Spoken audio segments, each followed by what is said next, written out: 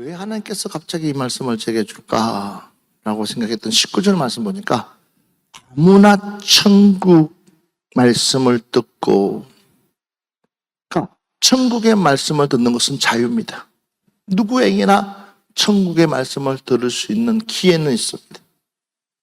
그렇지만 여기 보니까 깨닫지 못할 때는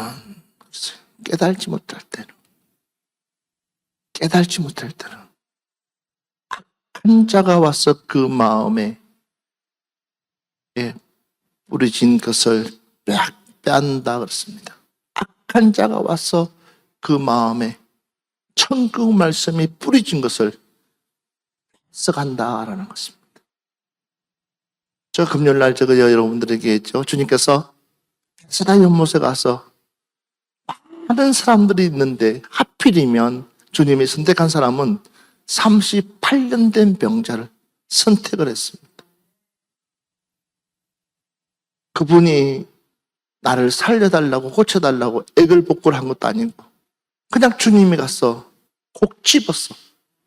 38년 된 병자에게 콕 집어가지고 내가 낫고자 하느냐라고 했을 때 38년 된 병자는 그 주님의 말씀, 그 묻는 말씀을 이해를 못합니다.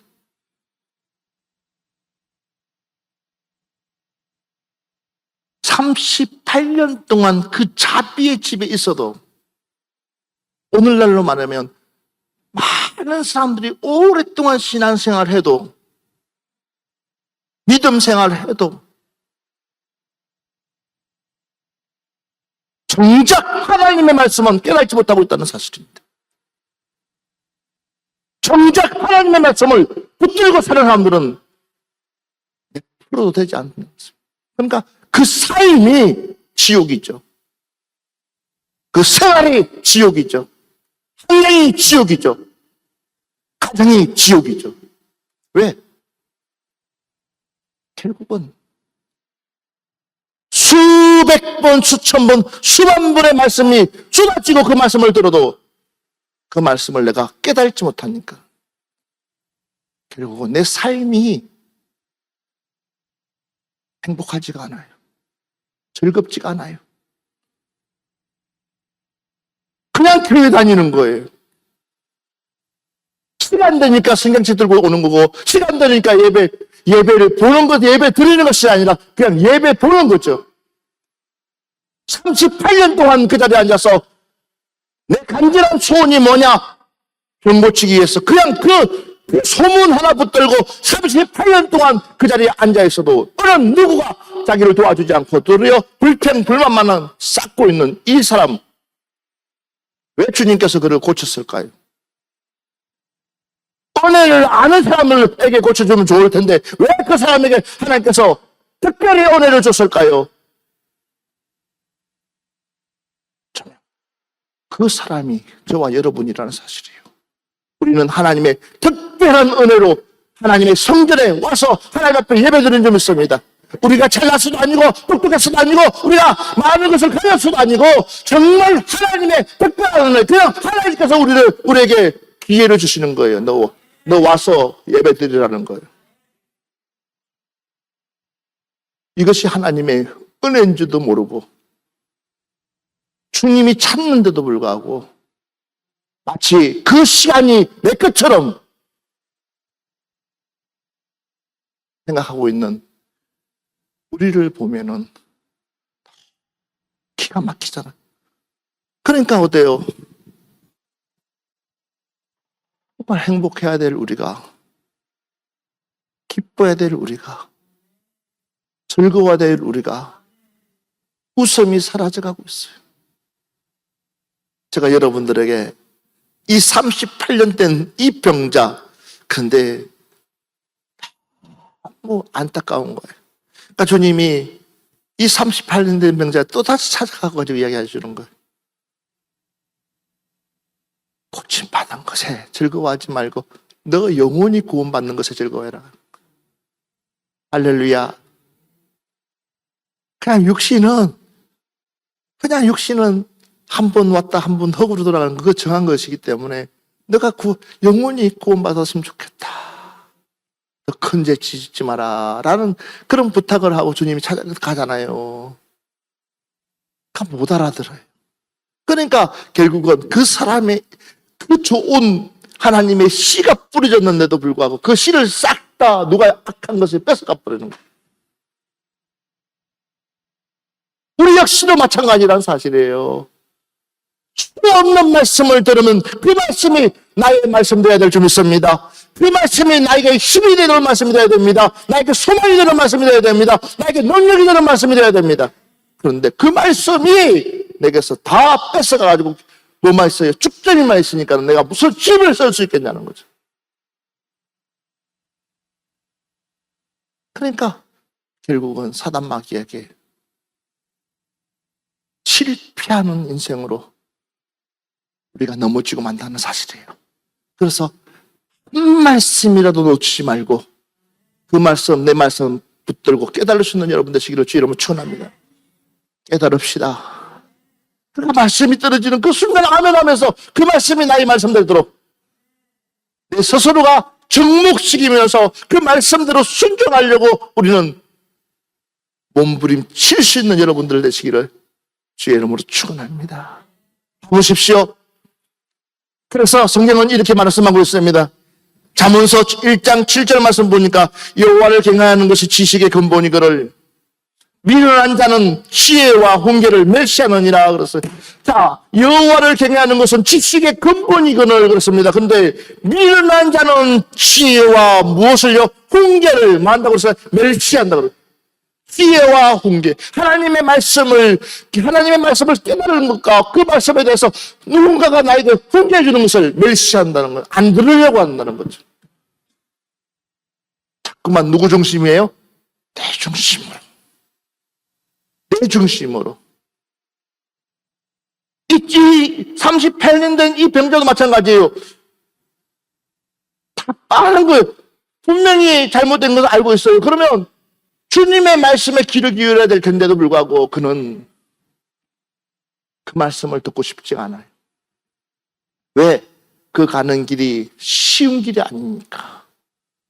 우리도 이 아니면 우리는 쉬운 길 가고 싶지만 그러나 지금은요 쉬운 길이 없습니다.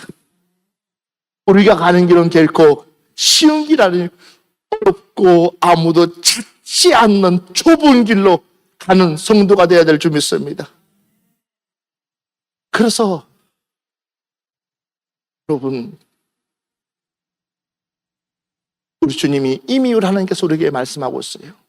잠언서 1장 20절부터 22절 말씀 한번 같이 보겠습니다. 지혜가 길거리에서 부르며 광장에서 소리를 높이며 시끄러운 길목에서 소리를 지르며 성문 어귀와 성중에서 그 소리를 발하여 이르되 너희 어리석은 자들아, 자들은 어리석음을 좋아하며 거만한 자들은 거만을 기뻐하며 미련한 자들은 지식을 미워하니 어느 때까지 하겠느냐. 아멘. 오늘날 성도들이 그러고 있어요. 말은 행복한 가정, 아름다운 가정을 만들고 싶지만도 그러면 그거는 빠른 거. 오늘 에베소서 6장 1절부터 4절의 말씀대로만 행하면 행복한 가정이 될 수 있고 또한 아름다운 가정이 될 수 있습니다. 그런데도 불구하고 우리가 그 말씀과 전혀 상관없는 삶, 아비들아, 누구의? 바로 말씀, 주의 훈계로, 주의 교훈으로 자녀를 가르치면 되는데도 우리는 말씀과 상관없는 삶을 아이들에게 가르치고 있어요. 우리 아이들이 교회에 있을 때가 가장 좋습니다. 우리 아이들 속에 예수만 있으면, 우리 아이들 속에 예수 그리스도만 있으면 이 아이들은요 그냥 말씀대로만 자라나면요 우리 걱정할 것도 없어요. 할렐루야. 우리 염려할 것도 없어요. 할렐루야. 말씀으로만 키우고 말씀으로만 자라면 아멘. 자, 한 번 더 말씀 볼까요? 잠언서 18장 1절부터 2절 말씀 한번 보세요. 무리에게 스스로 갈라지는 자는 자기 소욕을 따르는 자라. 온갖 참 지혜를 배척하느니라. 미련한 자는 명철을 기뻐하지 아니하고 자기의 의사를 드러내기만 기뻐하느니라. 무리에게서 스스로 갈라지는 자는 자기의 소욕을 따르는 자라. 온갖 참 지혜를 개척한다 그랬어요. 그러니까 융화하지를 못한다. 그러니까 오늘날 사람들이 융화를 잘 못해요. 너무 기가 찬 거예요. 미련한 자는 명철을 기뻐하지 아니하고 자기의 의사를 드러내기만 기뻐하는 일. 그러니까 자기 소리만 내기를 기뻐한다는 거예요. 우리는 잘 들어줄 수 있는, 누구의 소리더라도 잘 들어줄 수 있는 여러분 되시기를 주의 이름으로 축원합니다. 그래서 하나님의 말씀을 듣고 깨닫지 못하는 사람은 누가요? 그 속에 사단 마귀가 역사하기 때문에 그 마음이 점점 가면 갈수록 강팍해질 수밖에 없고, 우리요 믿는 사람들보다도 더 못되게 그런 경우가 훨 많다는 사실입니다. 그래서 우리가 깨달아야 됩니다. 예수님이 이 땅에 오신 목적이 무엇인지를 우리는 알고 제대로 신앙생활 해야 됩니다. 제대로 예수 믿어야 됩니다. 할렐루야. 내 속에서 주님의 마음껏 역사하도록, 성령님께서 내 안에서 마음껏 역사하도록 내 자신을 마음껏 하나님 앞에 드릴 수 있는 우리의 심령이 되어져야 될 줄 믿습니다. 마태복음 13장 4절부터 6절 말씀 한번 보겠습니다. 뿌릴새 덜어는 길가에 떨어짐에 새들이 와서 먹어버렸고, 덜어는 흙이 얕은 돌밭에 떨어짐에 흙이 깊지 아니하므로 곧 싹이 나오나 해가 돋은 후에 타서 뿌리가 없으므로 말랐고. 아멘. 말씀을 안 들은 것이 아닙니다. 그런데 말씀을 들었지만 또 중요한 것은 그 말씀이 어디에 뿌리지고 어디에 심겨지느냐가 중요한 거죠. 그리고 그 말씀을 듣고 빨리 깨달고 아멘해서 내 심령의 밭을 옥토로 만들어야지 열매가 맺어지는 줄 믿습니다. 그러려면 우리는 그만큼 뭐 해야 된다고요? 기도해야 되는 거예요. 그 말씀이 내 말씀 될 때까지 그만큼 우리는요 애쓰고 수고가 없이는 결국은 그 말씀은 내 말씀이 될 수가 없어요. 은혜 받았습니다. 은혜 받았습니다. 은혜 받았습니다 할 때 그 은혜 받았습니다 그 사람의 기도하는 양을 보십시오. 사랑하는 여러분들이요, 하나님의 말씀인 내게 떨어지는 순간 우리 빼앗기지 맙시다. 주의 말씀이 내게 떨어지는 순간 내 말씀으로 삼고 우리는 맞짱 떠서라도 우리는 이기는 성도가 됩시다. 하나님의 말씀을 깨달아야 되는 거예요. 근데 우리는 자꾸만 그렇지 않아요. 그러니까 사단이 너무 우리를 잘 알고 있어요. 누가복음 8장 12절 말씀 한번 보겠습니다. 가 있다는 것은 말씀을 들은 자니 이에 마귀가 가서 그들이 믿어 구원을 얻지 못하게 하려고 말씀을 그 마음에서 빼앗는 것이요. 마귀가 원하는 것이 무엇이냐? 왜 마귀가 그토록까지 우리에게 강력하게 와서 우리에게 그 말씀을 뺏어가는 이유가 뭐냐? 바로 한 가지입니다. 구원받지 못하게 하기 위해서입니다. 할렐루야. 구원받지 못하게 하기 위해서. 여러분, 그래서 우리는 예배를 보는 것이 아니라 예배를 들을 줄 알아야 됩니다.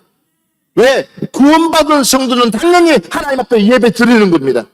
보는 것이 아니라 드리는 것입니다.